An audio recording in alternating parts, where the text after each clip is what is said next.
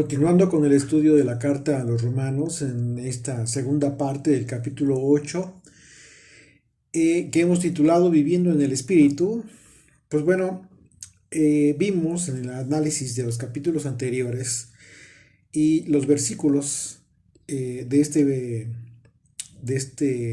capítulo, los primeros versículos que estuvimos analizando, pues vimos que el apóstol Pablo viene hablando de la condición natural del hombre y el proceso por el que estamos siendo transformados en nuestras vidas y que vamos avanzando en la madurez de nuestra fe hasta alcanzar a ser llamados hijos de Dios. Un proceso en que a través de las adversidades el Señor nos enseña que debemos adquirir un nuevo carácter, el carácter de vencedores, no en nuestras propias fuerzas, sino en el Espíritu, por causa de la revelación que hemos recibido al entender el motivo del sacrificio de Yeshua, por la convicción de que hemos muerto al pecado, a la forma de cumplir la ley, la forma en cómo debe cumplirse la ley, ya no solo por legalismo, y hemos comenzado a cumplir la ley porque el Señor ha escrito sus mandamientos en nuestros corazones, y haber entendido la cruz es parte fundamental en esto.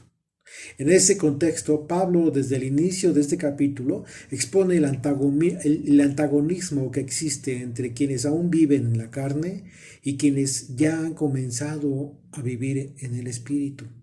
Y continuando en el versículo 28 de Romanos 8, dice: y sabemos que a los que aman a Dios, todas las cosas les ayudan a bien, esto es, a los que conforme a su propósito son llamados.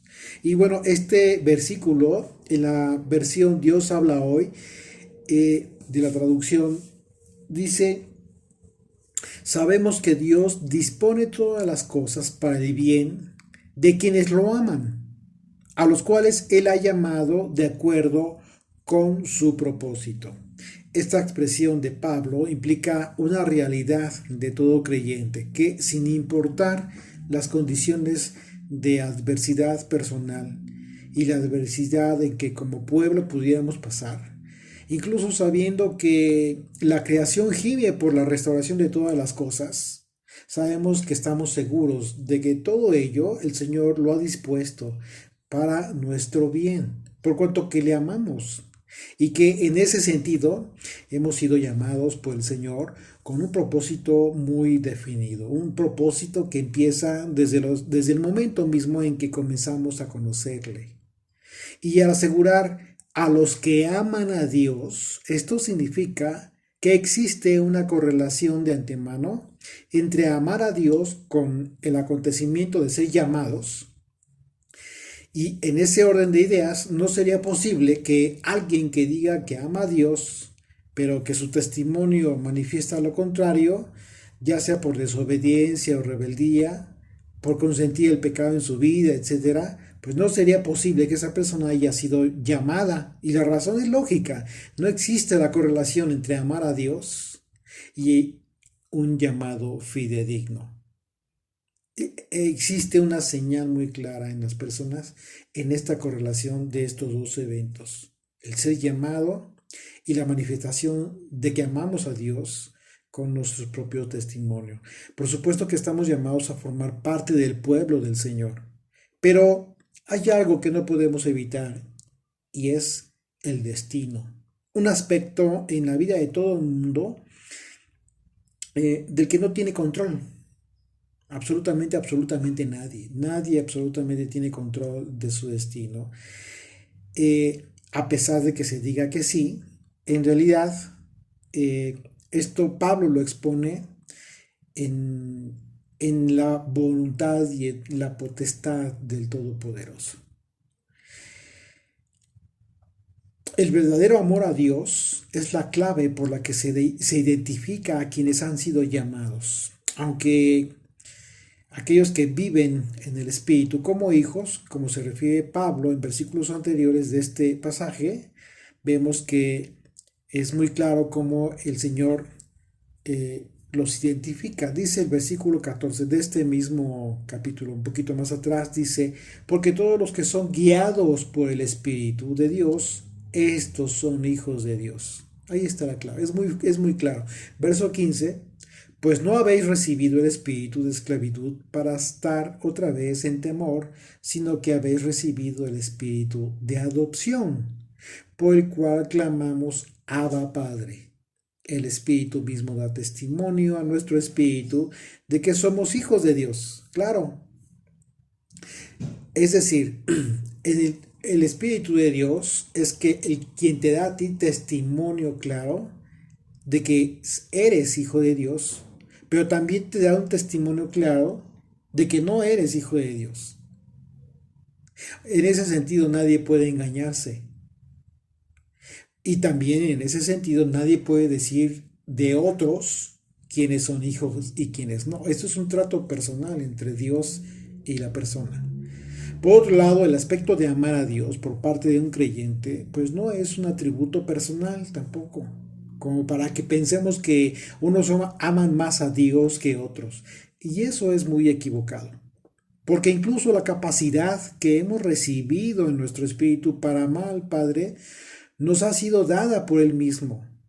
Y el apóstol Juan habla de este asunto precisamente en la primera carta, su primera epístola de Juan, capítulo 4, verso 19.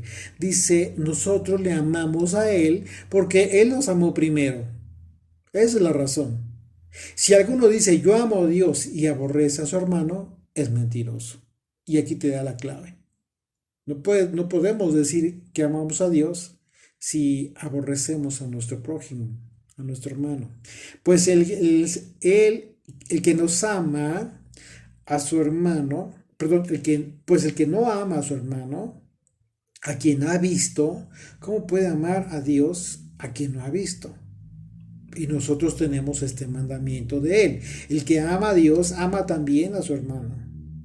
Ame también a su hermano. Es un mandamiento tal cual que no deberíamos nosotros evitar. Al contrario, debemos de tener mucho cuidado de cumplir. Precisamente porque ahí se manifiesta nuestro amor al Padre. Entonces el apóstol Juan relaciona la condición del amor verdadero a Dios como parte de un creyente y un amor que Dios puso al mismo nivel que el amor a Dios, esto es, el amor al prójimo. Los apóstoles Pablo y Juan tomaron esta enseñanza del Maestro al establecer el mandamiento del amor al prójimo como señal de quienes verdaderamente aman a Dios. Dice, acompáñenme a Marcos, por favor, el Evangelio de Marcos, capítulo 12, desde el versículo 28. Dice, acercándose uno de los escribas, que los había oído disputar y sabía que les había respondido bien, le preguntó, ¿cuál es el primer mandamiento de todos? Yeshua le respondió, el primer mandamiento de todos es, oye Israel, el Señor nuestro Dios, el Señor uno es. Y amarás al Señor tu Dios con todo tu corazón. Primeramente, el Señor, en su respuesta, cita la Torá. Este mandamiento que vemos en el libro de Deuteronomio acerca del amor a Dios. Y dice, y continúa, dice el verso 30, y amarás al Señor tu Dios con todo tu corazón, y con toda tu alma, y con toda tu mente, y con todas tus fuerzas. Este es el principal mandamiento. Y el segundo es semejante. Amarás a tu prójimo como a ti mismo. No hay otro mandamiento mayor que estos. Entonces el escriba dijo, bien, maestro, verdad has dicho, que uno es Dios y no hay otro fuera de él. Y el amarle con todo el corazón, con todo el entendimiento, con toda el alma y con todas las fuerzas, y amar al prójimo como a uno mismo, es más que todos los holocaustos y sacrificios. Yeshua entonces, viendo que había respondido sabiamente, le dijo, no estás lejos del reino de Dios. Y ya ninguno osaba preguntarle. En el Evangelio de Mateo vemos entonces que Yeshua dijo que del amor a Dios y el amor al prójimo depende toda la ley y los profetas. De verdad que si tú le fuiste llamado, ¿sí? Si tú fuiste llamado por amar a Dios y tienes el testimonio de que le amas y de que amas a tu prójimo, entonces tienes esta señal. Tienes la señal de que tu llamado tiene un propósito definido, y ese propósito es ser formado conforme a toda la doctrina de Yeshua, para que en su momento seas parte de su reino. Si estamos siendo formados en el carácter de hijos por la adopción de que hemos sido objeto, esa formación incluye que todas las cosas nos ayuden a bien, literalmente todas las cosas, tanto las cosas buenas como las malas, las cosas claras y las cosas oscuras, las cosas dulces como las amargas, las cosas fáciles y las cosas difíciles, las alegrías y las tristezas, la prosperidad y la pobreza, la salud y la enfermedad también, la calma y la tormenta, la comodidad y el sufrimiento, la vida y la muerte. Continuamos en el verso 29. Dice, porque a los que conoció, también los predestinó, para que fuesen hechos conforme a la imagen de su Hijo, para que Él sea el primogénito entre muchos hermanos. En este pasaje, Pablo habla de dos conceptos que implican dos tiempos distintos. Un tiempo en el que el Padre conoció a algunos y a ellos predestinó. Aquí Pablo está hablando de un aspecto que trasciende incluso antes del tiempo que vinimos a este mundo. Momento en que se dan estos dos eventos. El que nos haya conocido y el que nos haya predestinado. En la teología calvinista se propone que sin importar lo que las personas hagan en esta vida, tienen una salvación garantizada. Y eso es un error. Las discusiones teológicas en el cristianismo tienen que ver con la relación entre la omnisciencia divina y el libre albedrío del ser humano, así como con la relación entre la omnipotencia de Dios y el problema del mal, y también con la relación entre la justicia y la misericordia de Dios. Temas que, por supuesto, ya hemos analizado en diversas ocasiones. No podríamos nosotros hablar de la justicia de Dios sin contemplar su misericordia, el equilibrio perfecto que expresa el carácter de Dios.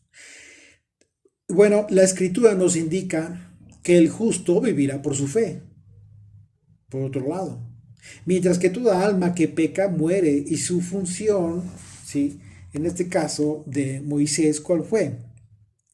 La función de Moisés, no solamente de Moisés, sino de los profetas, de Yeshua y los apóstoles, ¿cuál fue? Pues fue exhortar a seguir el buen camino a fin de preservar para salvación a los que no estarán para perdición. De lo cual nosotros podemos deducir que el contexto del término de predestinación que utiliza Pablo no implica en automático la salvación, sino que implica un llamado, como bien lo dice Pablo. Pero ¿un llamado a qué? Un llamado a recibir la instrucción para cumplir nuestro propósito conforme a la imagen de Yeshua. Por eso, quienes son llamados son los que han aceptado este llamado como si fuera una gran invitación que has recibido. La palabra conoció de este versículo 29 es la palabra griega proginosko y se traduce como saber de antemano o prever algo. Y la palabra predestinó en el griego es la palabra proorizo. Esta palabra griega con la que se traduce predestinó viene de dos vocablos a su vez, dos vocablos griegos. La palabra pro, que significa antes de, y el vocablo jorizo, que significa marcar o limitar, nombrar, declarar, determinar. Y bueno, en ese sentido, e independientemente de las discusiones que existen en el tema de la predestinación, según la corriente teológica de las personas, pues lo cierto es que el Todopoderoso es eterno.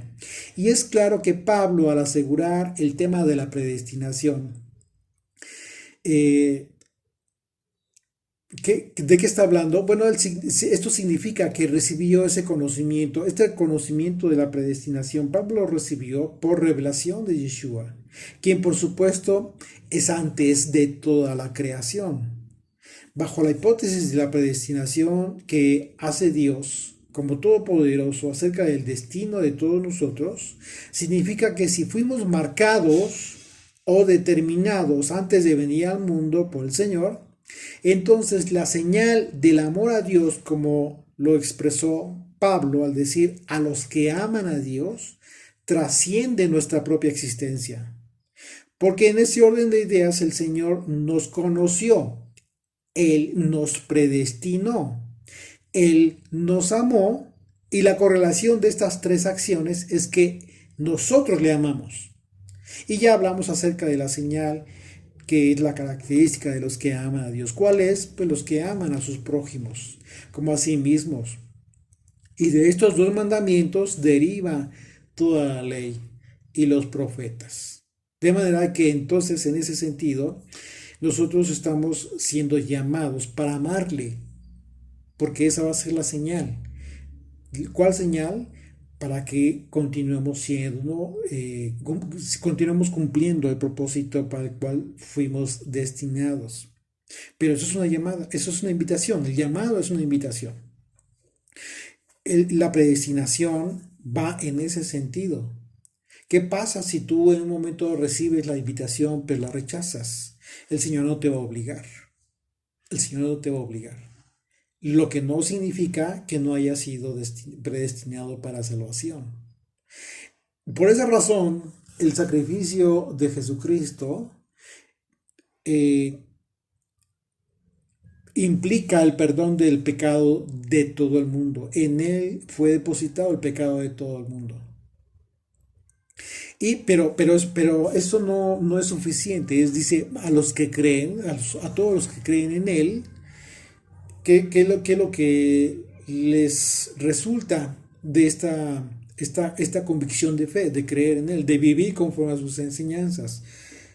Pues bueno, de que ellos no se van a perder, sino van a tener vida eterna.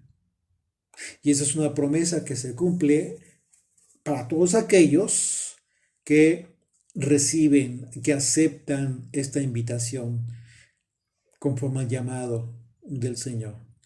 En este punto debemos estar tranquilos nosotros, sabiendo que Dios va a cumplir sus propósitos divinos siempre en cada uno de nosotros conforme a su justicia, pero también conforme a su misericordia. Dice, continuamos en el verso 30 de Romanos 8, dice, y a los que predestinó, a estos también llamó, y a los que llamó, a estos también justificó, y a los que justificó, a estos también glorificó. De manera que el proceso entonces de la salvación del que habla Pablo va en ascenso desde el momento en que nos conoció y nos predestinó antes de venir a este mundo. Y una vez que nacimos, una vez que llegamos a este mundo, pues nos llamó por causa de la predestinación para ser parte de su pueblo. De tal manera que al habernos llamado y en que nosotros respondimos a ese llamado, entonces el Señor nos justificó y en consecuencia, como lo ha prometido el Señor, a estos glorificará. Y la razón por la que Pablo habla de un tiempo presente es porque el Señor ya nos ha redimido en el momento en que respondimos a ese llamado. En el momento que nosotros mismos, por causa de haber recibido ese llamado como una invitación, procedimos en consecuencia. Dice el verso 31, ¿qué pues diremos de esto? Si Dios es por nosotros, ¿quién contra nosotros? Pregunta Pablo. El que no escatimó ni a su propio Hijo, sino que lo entregó por nosotros, por todos nosotros, ¿cómo no nos dará también con él todas las cosas? Esto es bajo la hipótesis de quienes han recibido ya el llamado y que han dado respuesta a ese llamado, es decir, han aceptado la invitación del Señor para ser conformados parte del pueblo. A estos es a los que Pablo les dice, si Dios es por nosotros, ¿quién contra nosotros? A fin de que tengamos entonces la certeza de que nada nos separará del amor de Dios. Pablo expone el argumento más contundente al decir que por causa de haber aceptado este llamado, el Señor entregó a su propio Hijo. Y por esa razón es que nos da todas las cosas que requerimos para cumplir nuestro propósito, para que hemos sido llamados. Todo tiene una relación. Verso 33 dice, ¿quién acusará a los escogidos de Dios? Aquí ya está hablando de los escogidos, ¿ok? Dice, ¿quién acusará a los escogidos de Dios? Dios es el que justifica. ¿Quién es el que contenderá? Perdón, el que condenará. El Mesías es el que murió, más aún el que también resucitó, el que además está a la diestra de Dios. Y está hablando ya de un tiempo presente. El que está a la diestra de Dios está hablando de un tiempo presente, es decir, el que justificó, el que también intercede por nosotros. Son actos que se están dando ya a partir de la resurrección de Jesucristo. En este momento, Pablo avanza en el curso ascendente de las etapas desde que el Señor nos conoció y hace una pregunta refiriéndose a quienes recibieron el llamado y en consecuencia han respondido afirmativamente para que por su predestinación fuesen hechos conforme a la imagen del Hijo. Como dice en el versículo 29 de este capítulo de Romanos 8. Y les llamó entonces, ¿cómo les llamó? Escogidos. Esta es la etapa que sella el proceso de salvación y Yeshua confirma esta verdad. En Mateo capítulo 20, verso 16 dice, así los primeros serán postreros y los postreros primeros, porque muchos son llamados, ¿ok? Pero dice, pocos los escogidos. Bueno, entonces, hay una diferencia aquí. Jesucristo está haciendo una diferencia entre haber sido llamados, entre aquellos que recibieron la invitación, ¿sí? Por causa de la predestinación, pero pocos fueron los escogidos. ¿Quiénes fueron los escogidos? Pues aquellos que recibieron la invitación, porque haber recibido la invitación implicó en consecuencia una acción de tu parte. Amar a Dios, amar a tu prójimo. Y la única manera de hacerlo es seguir el camino que Él nos dejó. Yeshua, hablando de los tiempos del fin, habló de la señal del Hijo del Hombre, de la señal de su regreso, ¿sí? En que los escogidos, ya no está hablando de los llamados, sino los escogidos serán juntados por Él. Dice capítulo 24 de Mateo, verso 30, dice, entonces aparecerá la señal del Hijo del Hombre en el cielo y entonces lamentarán todas las tribus de la tierra y verán al Hijo del Hombre viniendo sobre las nubes del cielo con poder y gran gloria. Verso 31. Y enviará a sus ángeles con gran voz de trompeta y juntará a sus escogidos de los cuatro vientos, desde un extremo del cielo hasta el otro. En otro momento, el apóstol Pablo, hablando de la predestinación, que es desde el principio, conecta el hecho de ser escogidos con la hipótesis de la salvación. ¿Ok? Dice, y ya no hablamos nada más de los llamados, ¿ok? Muchos son los llamados y pocos son los escogidos. Pero aquí ya vamos a ver cómo es que Pablo conecta ya a los que son escogidos, ya no a los llamados solamente, sino a los escogidos con la salvación. Segunda de Tesalonicenses, capítulo 2. Verso 13 dice, pero nosotros debemos dar siempre gracias a Dios respecto a vosotros, hermanos amados por el Señor, de que Dios os haya escogido desde el principio para salvación, mediante la santificación por el Espíritu, ¿ok? Mediante que Aquí está la razón. ¿Cómo es que fuiste escogido? Mediante la santificación por el Espíritu y la fe en verdad. Aquí está el modus operandi. Aquí está la forma en que tú puedes en un momento dado actuar en consecuencia después de haber sido llamado. Todos somos llamados, pero pocos seremos escogidos. Dice el capítulo 35, ¿quién nos separará del amor del Mesías? Tribulación o angustia o persecución o hambre o desnudez o peligro o espada.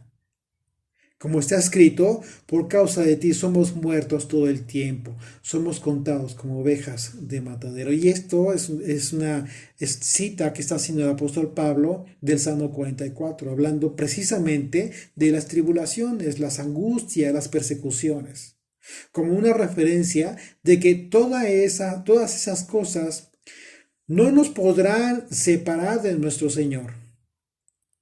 Lo que confirma el que a los que aman a Dios, todas las cosas les ayudan a bien, incluso la tribulación, como lo está describiendo Pablo en el versículo 35.